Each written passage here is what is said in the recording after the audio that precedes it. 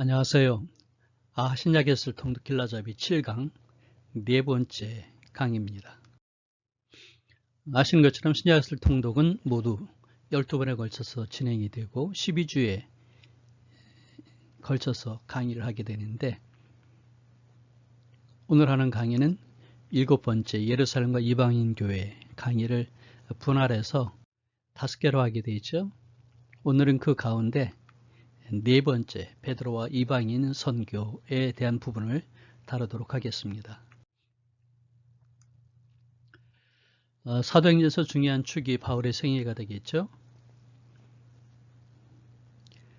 회심부터 순교까지 이렇게 연도별로 정리가 되어 있는데, 오늘 다루고자 하는 부분을 좀 보도록 할까요? 먼저 유대의 정치 체제를 한번 보도록 하겠습니다. 여기 둘의 이둘의 그리고 드라고닛, 분봉왕 셋 가운데 한 명인 빌립이 다스렸던 곳이죠. 그 다음에 갈릴리와 베레아, 여기는 헤롯 안디바가 다스렸었죠. 그리고 유대 사마리아, 여기는 원래는 아킬라오가 다스리다가 7년 만에 빌라도에게 넘어갔죠. 그리고 이어서 이제 이 세 개 지역이 아그리파 1세에게 주어지게 됩니다. 순차적으로 하나, 둘, 셋. 그리고 아그리파가 이제 죽게 된 다음에는 로마 총독이 다스리게 되죠. 그래서 하나로 묶여지게 됩니다. 사도행전에 나오는 뒷부분에 나오는 총독 벨리스가 있고요. 그 다음에 이어서 베스도가 있죠. 황제들은 우리가 아는 바대로 디베로가 나오게 되고요. 그 다음에 쿨라우디오, 그리고 이제 바울과 베드로가 순교했을 당시에 네로, 그리고 예루살렘이 멸망할 때 베시파시아누스, 이렇게 되겠죠. 오늘 다루고자 하는 내용은 이 가운데에서 여기 부분이 되겠습니다. 성경은 잘 설명하고 있지 않는데 역사적으로 보면은 빌라도 총독 이후에 마를루스가 다스리게 되는데, 보시는 것처럼 그렇죠. 그런데 이때 핍박을 좀 늦춰주게 됩니다. 그 다음에 분봉왕 헤롯 안디바가 유대인들이 기독교인들의 교회에서 분교를 일으키는 것을 금지하도록 하게 됩니다.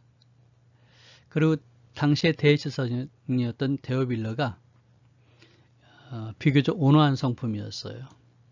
그러니까 3박자가 맡게 되죠. 총독, 분봉왕, 그리고 대제사장. 그래서 이 기간 동안은 짧은 핍박이 없는 그런 평온한 시기가 됩니다. 팔레스타인에서 행해진 초기의 사역을 크게 둘로 얘기할 수 있게 되겠는데, 스데반이 돌에 맞아 죽었고, 그리고 베드로와 요한이 체포되었다가 다시 나오게 되죠. 그 사이에 빌립 집사가 사마리아에서 설교를 하게 되고, 이어서 구스네시에게 복음을 전하고, 그 다음에 아스도에 가서 사역을 하다가 나중에 가이사르로 가게 되죠. 이와 맞물려서 이제 베드로가 사마리아에 갔고, 요한과 더불어서 그 다음에 중풍병자인 애니야를 치유해주고, 그리고 요빠에서 다비다를 치유해주고, 그리고 가이사라에 있는 피장 시몬의 집에 있다가 고넬료한테 가게 되죠. 이게 중요한 사도행전에 나와 있는 초기에 복음 사역의 두 흐름이 되겠습니다.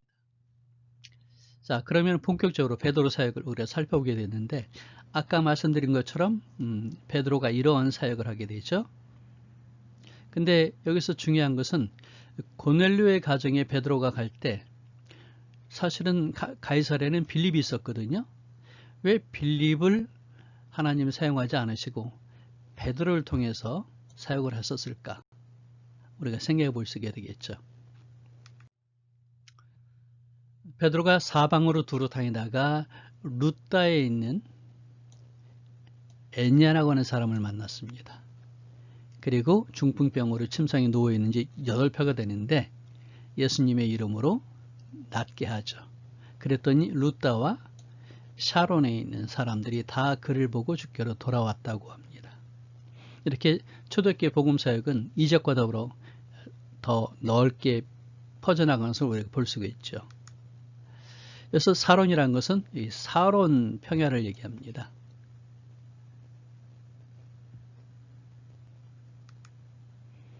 지금 루다가 있고요.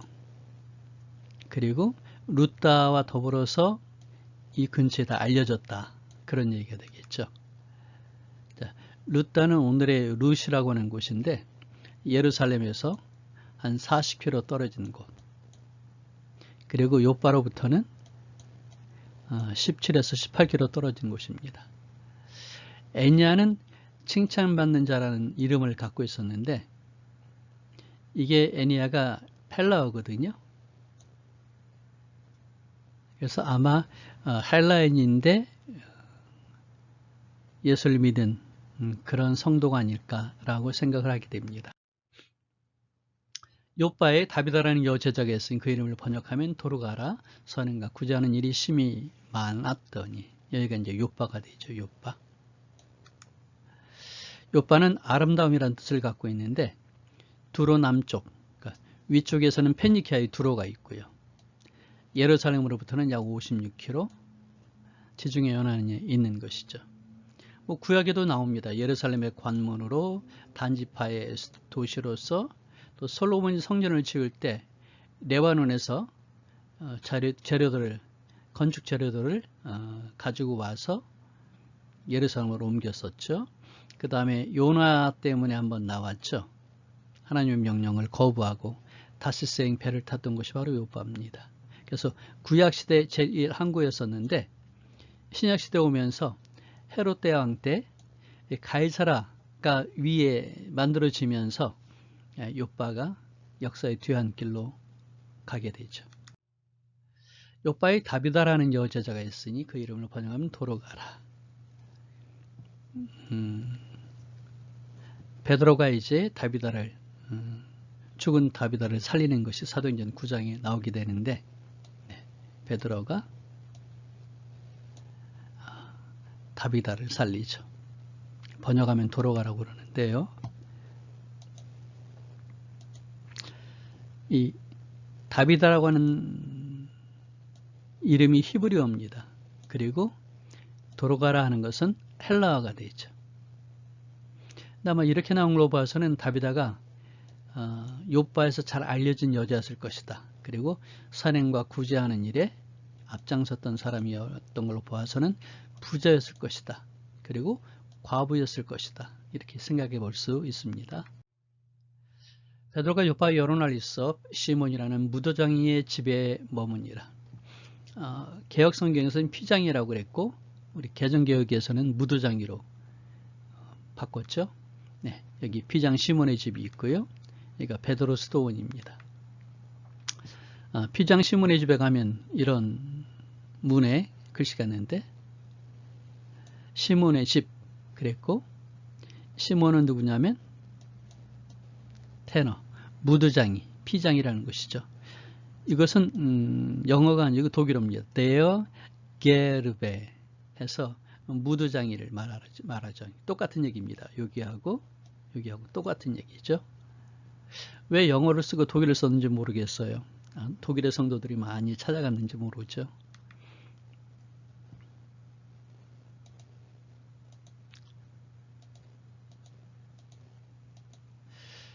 누가는 시몬이라는 사람의 집에 가는데 이 피장, 무드장이는 동물의 가죽을 가공하는 거거든요. 피역 제조업자죠. 근데 사실은 이 피와 관계되면서 이 껍질을, 짐승의 껍질을 벗기는 것이니까 부정한 사람으로 취급해서 유대인들은 멀리 했을 텐데 베드로는 구태여 피장의 집에 머물렀고 거기에서 복음을 가르쳤습니다. 이걸 봐서 초대교회의 특징을 한번 볼 수 있죠. 신분, 직업, 여기에 대한 계급적 의식을 무시했다. 그렇게 볼 수 있을 것 같아요. 이와 더불어서 이방인 고뇌를 개종하게 하는 것도 연관이 되지 않을까라고 생각합니다. 당시 유대인들은 선민의식이 있었는데 초대 기독교 성도들, 사도들은 예수님의 말씀을 따라서 이방인에게도 평등하게 주 은총을 선포하는 상징적인 의미를 이 안에서 찾아볼 수 있습니다. 무두질 또는 제역이라는 것을 우리가 구태여 알 필요 있을까 하는 생각이 드는데, 그래도 잠깐 살펴보면 이렇게 액체에다가 가죽을 넣고, 그리고 이제 이걸 구덩이라고 그러는데 여기에서 털을 뽑아내고 가죽을 만들어냅니다. 이런 가죽이죠. 그래가지고 가죽 제품을 만드는데 이게 냄새가 심해가지고 이렇게 허브 잎사귀를 대야지 그나마 버틸 수 있다고 그러죠. 이게 모로코 파스에 있는 피혁 공장과 그 다음에 가게 사진들입니다. 조금 더 살펴볼까요? 동물의 피부는 크게 셋으로 나누는데 이걸 표피라고 그러고, 이걸 진피라고 그러고, 이게 살인데, 무디지를 통해서 얻어지는 우리가 사용하는 건 바로 요거죠. 예를 들어 구두를 얘기한다면 이 진피 가운데 위에 부분, 이 겉에 우리 구두 가죽이 있죠. 그거 쓰고 요거는 이제 안쪽에 사용하는 것입니다.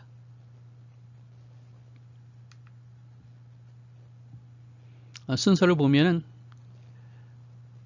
대형 통 안에다가 상피를 넣어서 부드럽게 합니다.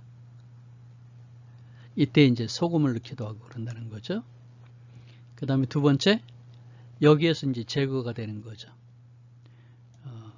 상피와 그 다음에 살을, 그리고 이제 이 진피를 분리해내는 겁니다.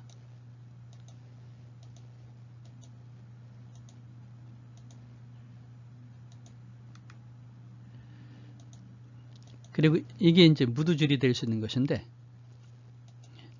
이 플래싱 아이언에서 낫 같은 거죠. 이걸로 이제 좀 더 가죽답게 만드는 과정입니다. 그리고 이제 이 가죽이 얼마나 좋은가 하는 품평을 하게 되는 거죠.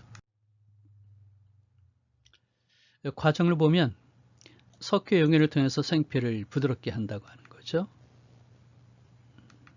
이런 과정을 거치면서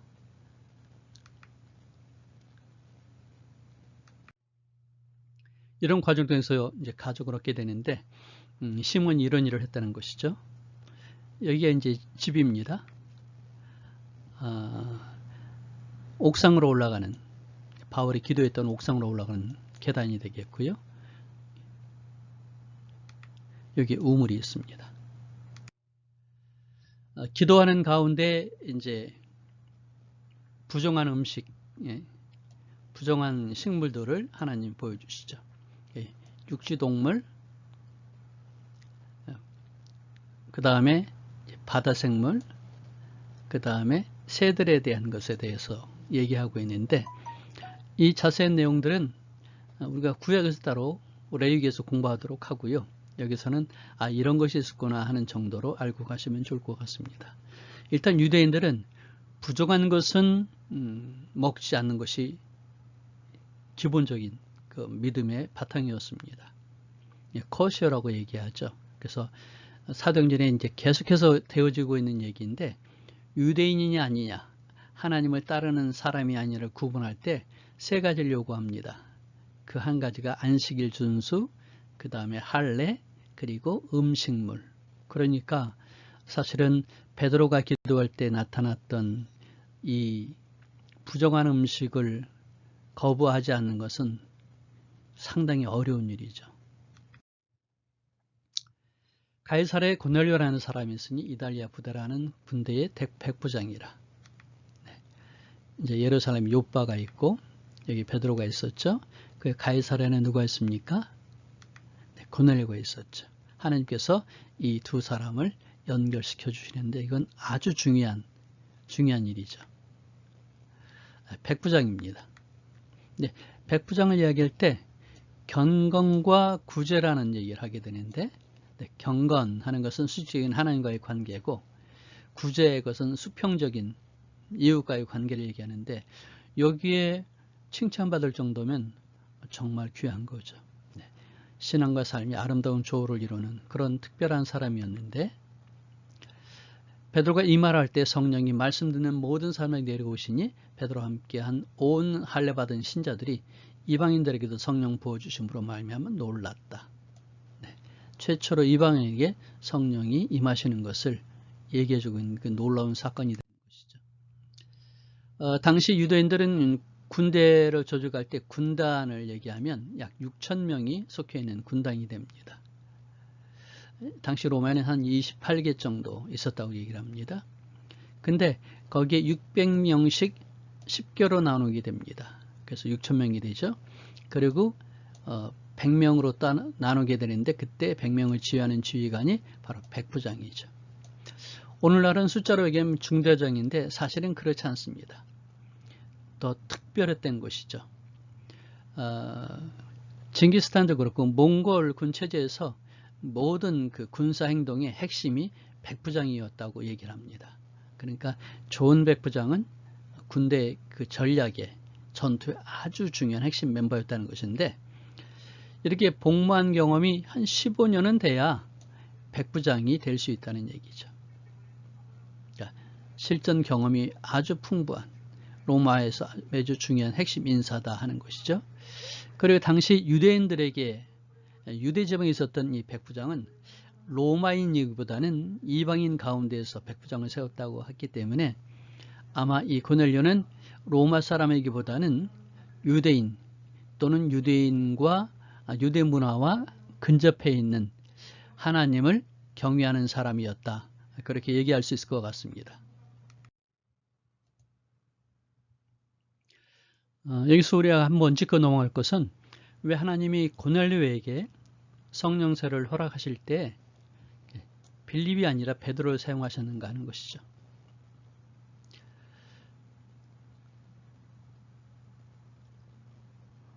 고넬료 집안에서 있었던 이 성령의 역사는 오순절 사건의 재현이었는데 성령님의 주도적이고 강권적인 역사였거든요. 근데 이게 훗날 뜨거운 이슈가 되죠.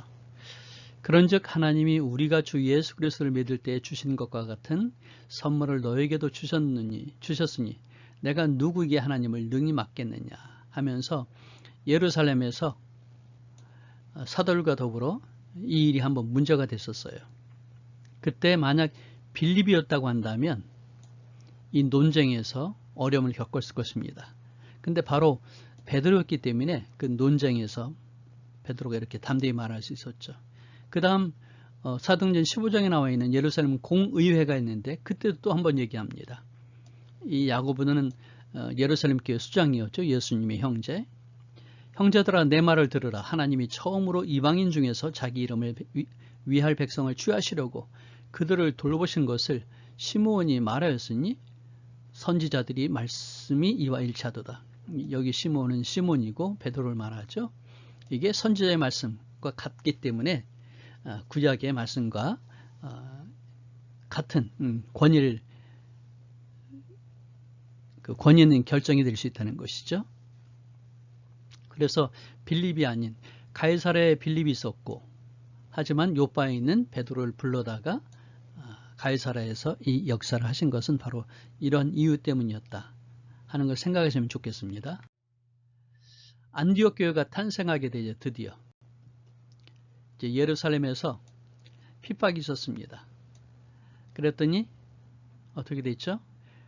안디옥까지 가가지고 이렇게 가서 복음을 전했어요. 또 구브로로도 갔습니다. 그 다음에 다메섹을 통해서 또 안디옥을 가기도 하죠. 그리고 여기에서 이제 복음을 전하니까 사람들이 많이 모이게 되죠. 그래서 안디옥에 바나바를 파송합니다.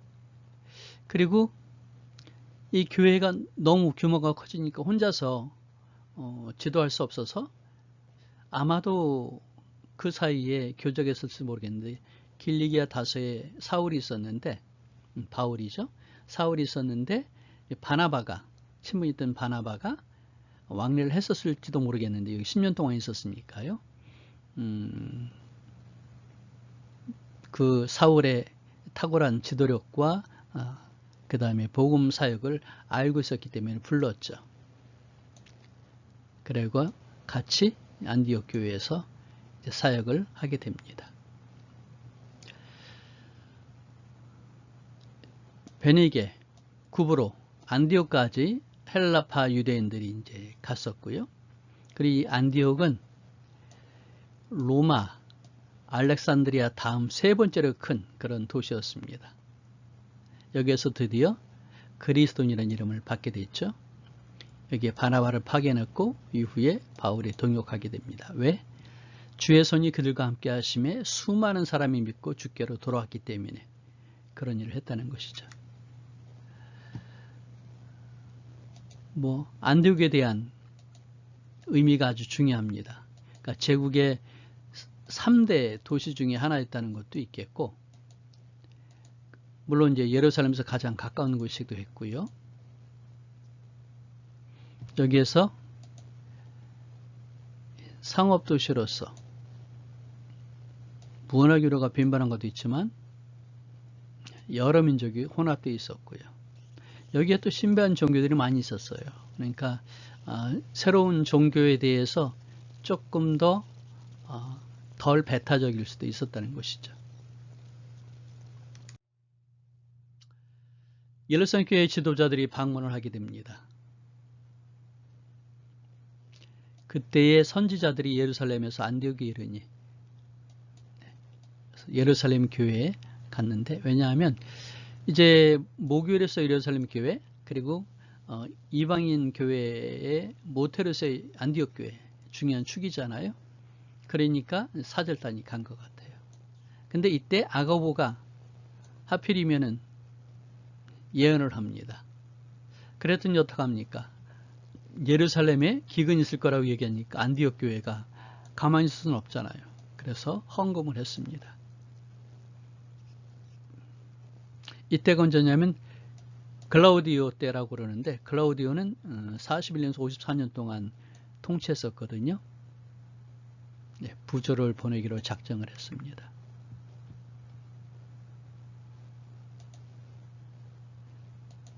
이때 기근이 유대 땅에 아주 심했다고 하죠.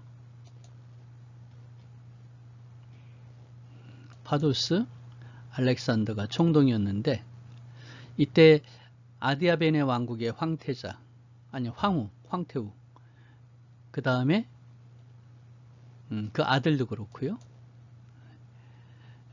곡물도 보내고 그 다음에 돈도 보내고 했다는 것이죠.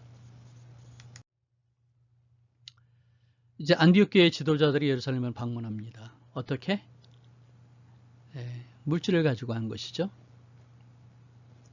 이를 실행하여 바나바와 사울의 손으로 장로들에게 보내니라 라고 하는데, 바울이 갈라디아서 2장에서 얘기합니다. 14년 후에 내가 바나바와 함께 디도를 데리고 다시 예루살렘에 올라갔나니 해서 바울이 회심한 지 14년째 되는 때였습니다. 이때 안디옥 교회 대표는 바울과 바나바와 디도였고, 예루살렘은 베드로, 요한, 야고보였죠. 예루살렘 교회는 유대인 전도, 안디옥 교회는 이방인 전도 했는데, 어떻게 해야 되는데 시행세 측이 이 당시에는 부재했어요. 그냥 급한 대로 전도하는 것이었죠. 그리고 이 일에 대해서 바울이 사실은 특별한 얘기를 하지 않고 그냥 넘어갑니다.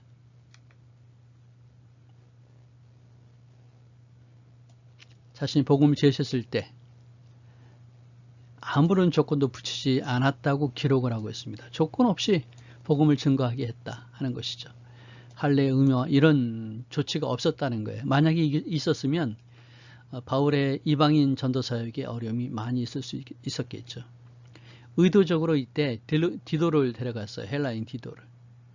그러면서도 아직 할례를 받지 않았습니다. 만약에 할례 문제가 불거졌으면 디도를 할례를 시켰어야 되는데, 약간의 분위기를 만드는 그런 그 바울의 지혜가 아니었을까 하는 생각도 가져봅니다.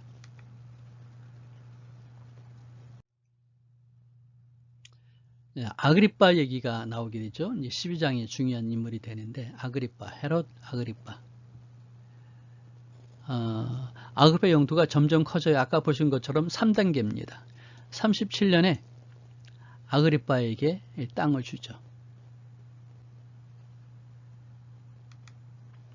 그 다음에 40년에 확장을 시켜줍니다. 그리고 41년에 여기까지 주게 되죠. 그러니까 1, 2, 3 이렇게 된다는 거죠. 그리고 이제 그 아그리파가 44년에 죽게 됐고, 그리고 여기는 아그리파 형제인 헤롯이 그 위에는 통치했습니다. 자, 아그리파를 한번 살펴봐야 되겠죠. 헤롯 왕조의 가계도가 되는데 대헤롯입니다. 그리고 복음서에 나오는 얘기죠. 이 안디바스가 세례요한을 죽였습니다. 아켈라오는 7년 동안 유대 땅을 다스렸는데 여기에서 해임이 되죠. 빌립 2세가 있는데 빌립이 2명이었습니다. 여기 헤로디아가 이 첫 번째 빌립의 아내였는데 이 안디바가 헤로디아를 뺏어갔죠. 그리고 그의 딸인 살로메가 있습니다.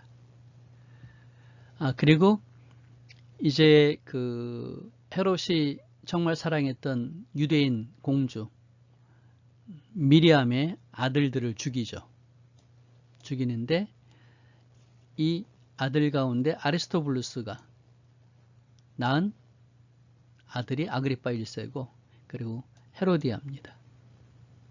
그리고 이제 헤로디아가 이 안디바하고 결혼을 하게 된 거죠. 조카하고 결혼했습니다. 그때 이 아그리파가 천덕꾸러기였어요. 그래서 로마에 가서 성장을 하게 되는데 그러면서 로마의 황제들하고 친분을 갖게 됩니다.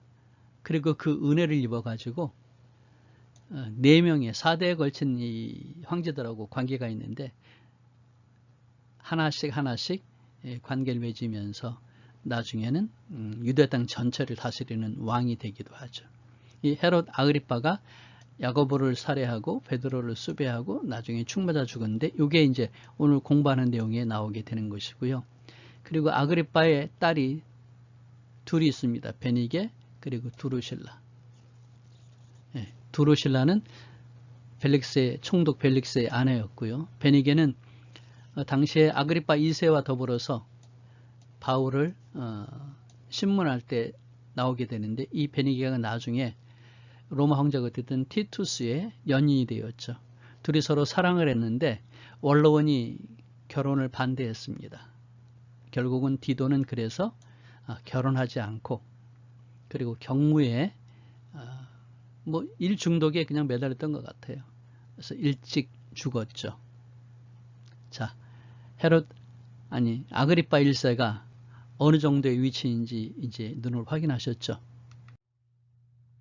그때 헤롯 왕이 손을 들어 교회 중에서 몇 사람을 해하려 하여 요한의 형제 야고보를 칼로 죽이니. 이 야고보는 사도 야고보를 얘기하죠. 유대인들이 이 일을 기뻐하는 것을 보고 베드로도 잡으려 할 때 무교절입니다. 잡음에 옥에 가두어 군인 4씩인 4패에게 맡겨 지키고 6월절 후에 백성 앞에 끌어내고자 하더라. 이에 베드로는 옥에 갇혔고 교회는 그를 위하여 간절히 하나님께 기도하더라. 이 시점이 헤롯 왕이 통치하던 시기인데 바울이 부조를 전하기 위해 예루살렘에 방문하기 그 이전입니다. 앞에 이제 그 부조에 대한 얘기가 나왔는데 그 사이에 이 이야기가 들어가고 이 아그리파가 죽은 다음에 그 다음에 이제 바울이 바나바와 더불어서 예루살렘을 방문하게 되죠. 지금 로마 병정이 2명이 베드로를 양 옆에서 호위하면서 지키고 있는데 잡니다. 헤롯이 잡아내려는 그 전날 밤 베드로가 2 군인 틈에서 2 쇠사슬에 매여 누워 자는데 파수꾼들이 문 밖에서 옥을 지키고 아주 철저하게 하는 거죠. 그때 호련히 주의 사자가 나타나서 베드로의 옆구리를 쳐 깨워 이르되 급히 일어나라 하니 쇠사슬이 그 손에서 벗어지더라. 천사가 이르되 띠를 띠고 신을 신으라 하거늘 베드로가 그대로 하니 천사가 이르되 겉옷을 입고 따라오라 한대. 지금 오기가 같은 베드로의 상황이 탈출이나 구출은 엄두를 낼 수도 없으니까 예루살렘의 교회의 성도들이 기도를 할 뿐이었어요. 병사 2명이 지켰다고 그랬죠. 이게 이제 베드로의 구출에 대한 극적인 효과를 누가가 아주 구체적으로 묘사하고 있는 것입니다. 여기 띠를 띠고 신을 신으라 그랬는데 이 말은 뭐냐면 당시 복장은 허리띠를 띄어야지 움직일 수 있었습니다. 그리고 이제 신을 벗고 또 신는데 이게 우리 지금 신발 신는 것보다는 조금 더 복잡하니까 바꿔 말하면 이 표현들은 뭐냐면 띠를 띠고 신을 신으라는 것은 베드로는 다음을 생각지도 못하고 그냥 내가 잡혔구나, 여기에서 그냥 하룻밤을 자는구나, 내일은 어떻게 될까, 자포자기한 상황이라는 것이죠. 그때 하나님이 전적으로 하나님이 구출하셨다 하는 것을 보여주고 있습니다. 베드로가 나와서 따라갈새 지나갑니다. 모르죠. 근데 유대 백성의 모든 기대에서 벗어나게 하신 줄 알겠노라 하고 베드로가 깨달았어요. 근데 여기서 깨달았다고 하는 이 말이 좀 독특합니다. 헬라어는 안다는 것이 여러 단어들인데 그 중에 오이다 라고 하는 건 경험적인 지식이고 기노스코는 직관적으로 팍 알게 되는 겁니다. 근데 여기서 얘기하는 것은 이해해서 아는 게 아니고 하나님이 하신 일을 성령이 깨우쳐 주심으로 알게 된 그런 것을 표현하고 있습니다. 깨닫고 마가라는 요한의 어머니 마리아의 집에 갔는데 여기에서 마리아의 집이거든요, 원래는. 근데 마가를 얘기했어요. 마가라고 하는 요한. 이 말은 아마 당시에 마가가 유명한 사람이 아니었을까라고 생각합니다. 마가는 바나바의 조카였고요. 그 다음에 바울과 바나바 1차 전도여행 때 함께 따라갔었죠. 그리고 도중에 돌아왔습니다. 그래서 우리는 마가를 사실 아주 안 좋게 생각할 수 있거든요. 하지만 그렇지 않을 수 있습니다. 마가는 로마식 이름이고 요한은 유대식 이름이고 그리고 세 번째는 뭉툭손이라고 하는 별명이 있었다고 제가 전에 한번 말씀드렸었죠. 마가는 로마의 시민권을 가지고 있었으니까 지적인 인물이었습니다. 그리고 훗날 베드로가 로마에서 복음을 증거할 때 통역했었어요. 그러니까 지식도 그렇고 신앙도 그렇고 우리가 그렇게 쉽게 무시할 만한 사람은 아니었다는 것입니다. 나중에 1차 전도여행 때 우리가 한 번 더 거론하겠는데 왜 그러면 마가는 돌아왔을까? 도중에. 그때 한번 얘기를 하도록 하죠. 그들이 말하되 내가 미쳤다 하나 여자애는 힘써 말하되. 그렇죠. 베드로를 먼저 본 여종이 베드로가 왔다고 그러니까 사람들이 미쳤다고 얘기하는 겁니다. 그 여자애는 힘써 말하되 참말이라 하니 그들이 말하되 그러면 그의 천사라 하더라. 베드로가 갔어요. 그리고 야고보와 형제들에게 이 말을 전하라 했는데 이 야고보는 누구일까요? 여기서 언급된 인물은 지명도가 높은 사람이었겠죠. 예루살렘 교회에 중요한 위치가 있었겠죠. 그렇다면 예수님의 동생 야고보였을 것입니다. 근데 여기서 하나 중요한 것은 베드로가 야고보 형제들에게 이 말을 전하라 하고 안 만나고 다른 곳으로 떠났어요. 왜 그랬을까요? 이것으로 보아서 사도 베드로는 베드로의 첫 번째 수제자잖아요. 예수님의 명령을 받았던. 그리고 예수님의 동생 야고보는 예루살렘 교회의 수장이었고 그러니까 리더십이 둘로 나눠지는 것이죠. 아마 고넬료 때문에도 그럴 수 있겠지만 예루살렘의 분위기상 베드로가 거기에서 사역하기에는 만만치 않았을 것입니다. 그래서 또 다른 곳이라는 것은 예루살렘 교회가 아닌 복음 사역을 위해서 움직였을 것이다 라고 추측해 볼 수 있습니다. 나르셈의 베드로가 어떻게 되었는지 알지 못하여 적지 않게 소동하니 헤롯이 그를 찾아도 보지 못하며 파수꾼들을 신문하고 죽이라 명하니. 네. 그래서 신문했다는 얘기는 조사하다는 뜻도 있지만은 문책한다는 겁니다. 그러니까 죄를 물어서 거기에 대한 상응하는 그런 벌을 열었다는 건데, 죽이라고 했잖아요. 그 이유는 뭐냐 하면 이 파수 보는 사람들이 지키는 죄인이 중요하면, 바꿔 말하면 지키는 죄인들의 죄에 버금가는 문책을 했다는 것이죠. 바꿔 말하면 베드로를 죽이려고 했다는 것입니다. 이전에 사도 야고보를 죽였잖아요. 그래서 이제 베드로를 죽이려고 했는데 베드로가 사라지니까 이 파수꾼들을 죽였다는 것입니다. 헤롯이 유대를 떠나 가이사라로 내려가서 머뭅니다. 거기 가이사라에는 헤롯의 궁전이 있었어요. 물론 거기에 로마 총독도 있었습니다. 헤롯이 두로와 시돈 사람들을 대단히 노여워하니 그들이 지방이 왕국에서 나는 양식을 먹는 까닭에 한마음으로 그에게 나와 왕의 침소 맡은 신하 블라스도를 설득하여 화목하기를 청하니라. 이 블라스도는 침소 맡은 자라고 그러는데 아마 총리대신 격 아닐까라고 생각을 해봅니다. 예루살렘, 가이사라, 그리고 두로, 시돈, 그리고 또 하나 중요한 것이 여기 도라입니다. 도라. 도라항구에서 어떤 사건이 있었어요. 그래가지고 페니키아 사람들, 이 페니키아 사람들하고, 페니키아도 로마의 식민지였지만 지도자는 달랐습니다. 유대인이 아니니까요. 그래서 헤롯하고는 거래를 두게 됐는데, 왜냐하면 도라항구에서 사건이 벌어진 것이죠. 이 도라라고 하는 것, 이곳. 여기에서 어떤 일이 있었냐면 어떤 젊은이가 유대인 회당 안에 황제의 형상을 세워버렸어요. 이방이니까 그럴 수 있죠. 그러니까 유대를 통치하는 아그리빠가, 원래 아그리빠는 반쪽짜리 유대인이잖아요. 그럼에도 불구하고 유대의 왕이었으니까 총독이 항의를 했습니다. 그랬더니 총독이 범법자들을 아주 가혹하게 다스렸습니다. 그러니까 이쪽에 페니키아 사람들이 아그리빠를 싫어했습니다. 그래서 적대감을 갖게 됐죠. 하지만 페니키아 사람들은 갈릴리에서 나오는 식량에 의존을 했어요. 그래가지고 오랫동안 반목할 수가 없었습니다. 그래서 아그리빠 1세의 총리 되시는 블라스도의 알선으로 가이사라에서 열린 대연회에 참석해서 아그리빠 1세에게 자신들의 변함없는 충성심을 표현했다는 것이죠. 이게 배경입니다.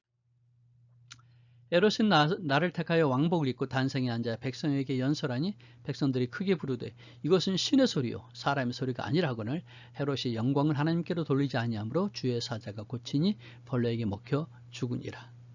여기서 말하는 백성들은 페니키아 사람들이 아니고 유대인들이죠. 유대인들이 모여있는데 헤롯이 이제 연설을 합니다. 왕으로. 그랬더니 아부하는 거죠. 신의 소리다. 헤롯이 하나님께 돌려야 되는 영광을 자기가 받아들인 거죠. 그래서 벌레에 먹혀서 죽었다고 합니다. 근데 이것은 무엇일까 하면 아마 맹장 파열에 따른 복막염으로 죽었을 것이다 라고 학자들은 추측을 합니다. 단순히 그냥 벌레에 물려가지고 뭐라고 그럴까, 우리 모기 물린 것처럼 그런 정도의 것이 아니라는 것이죠. 하나님의 말씀은 흥왕하여 더하더라. 바나바와 바울이 부조하는 일을 마치고, 이제 12장 뒷부분에 나왔잖아요. 마가라는 요한을 데리고 예루살렘에서 돌아왔다. 요한은 아까 봤죠? 마가 요한, 바나바의 조카였습니다. 그리고 하나님의 말씀이 흥왕하고 성도들이 더하였다. 이렇게 기독교의 확장이 거여가선 하나님의 뜻임을 강하게 시사해주고 있습니다. 이런 문장이 사도행전에 한 5번 정도 나와요. 하나의 계기를 마련해 주는데 6장 7절, 19장 20절에도 나옵니다.